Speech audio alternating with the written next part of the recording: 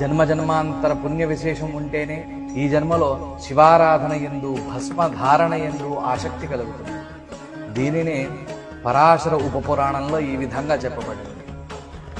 అనేక జన్మ సిద్ధానాం శ్రౌత స్మార్తానువర్తినాం వేదోక్తేనైవ మార్గేణ త్రిపుండ్రోద్ధూలనే రతి. అంతేకాకుండా భస్మద్వేషం అనేది పూర్వజన్మార్జిత పాపం ఉంటేనే కలుగుతుంది. దీనినే సూత సంహితలో మహాపాతకయుక్తానాం జంతూనాం పూర్వజన్మసు త్రిపుండ్రోద్ధూలనే ద్వేషో జాయతే సదృఢం బూధా. అంటే పూర్వజన్మలో పాపము చేసిన వారికి మాత్రమే భస్మధారణ యందు శివ ఆరాధన యందు ద్వేషం కలదు. శివుడు భస్మము భస్మధారి వేరు కాదు.